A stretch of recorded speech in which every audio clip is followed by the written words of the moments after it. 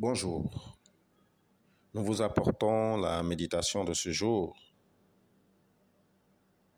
Selon Apocalypse, au chapitre 19, le verset 10, il est écrit: « Et je tombai à ses pieds pour l'adorer, mais il me dit, « Garde-toi de le faire, je suis ton compagnon de service et celui de tes frères qui ont le témoignage de Jésus.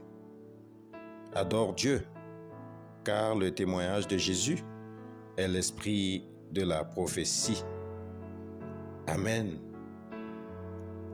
Comment apprendre à ne pas adorer les hommes? Le dernier des 12 apôtres qui avait vécu jusqu'à la fin du 1er siècle est l'apôtre Jean, dont les révélations constituent notre test de méditation de ce jour. Alors que Jean était en exil sur l'île déserte de Patmos en déportation, il reçut de Jésus des révélations concernant sa victoire finale. C'est d'ailleurs ces vérités qui sont condensées dans tout le livre de l'Apocalypse. Les révélations reçues par Jean étaient si puissantes et si grandes qu'elles l'ont effrayé. Dans le chapitre 19, Jean est bouleversé par ces visions qui l'ont amené à tomber en adoration devant l'ange qui lui a révélé ces choses. Ce qu'il ne devait pas faire en tant que serviteur de Dieu et disciple de Christ, car pendant son compagnonnage, il a été instruit de n'adorer aucun autre que Dieu. Ainsi, l'ange l'a empêché de s'abaisser à ses pieds pour l'adorer, car il le considérait comme son compagnon de service et celui de ses frères.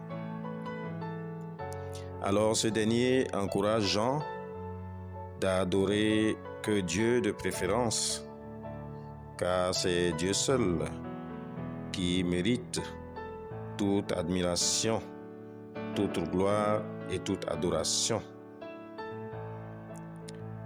Ma sœur, mon frère en Christ, quel que soit le niveau d'exploit qu'un homme ou qu'une femme de Dieu puisse réaliser à tes yeux, peu importe les nombreux dons et charismes que ce ou cette dernière peut exercer dans son ministère, cette personne-là reste et demeure un homme comme toi. Élie était un homme de la même nature que nous. Il pria avec insistance pour qu'il ne plût point.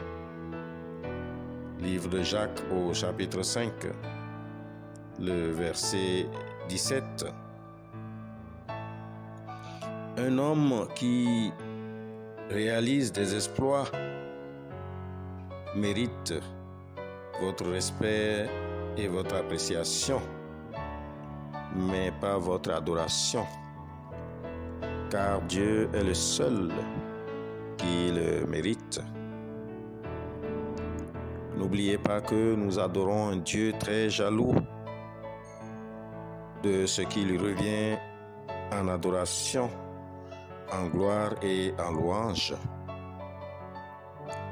Bien-aimé dans la foi, tu ne dois pas être fanatique de qui que ce soit, ni d'un pasteur, ni d'un prophète, ni d'un presbyte, ni d'aucune célébrité de ce monde, car adorer un homme dans le zèle de son service est une offense à l'Éternel. Car l'adoration ne revient ni aux hommes, ni aux anges, mais à Dieu seul qui en est digne. Bien-aimé, as-tu l'habitude de t'incliner devant un homme? Pourquoi partages-tu la gloire qui revient à Dieu aux autres? Quelle que soit ta réponse, la parole de Dieu t'interpelle aujourd'hui, un peu comme Jean a été interpellé, à ne pas t'incliner devant un homme ou un ange, quel que soit l'émerveillement que ce dernier peut susciter en toi. Prions donc que Dieu même dispose nos cœurs pour lui accorder totalement l'adoration qui lui est due. Amen.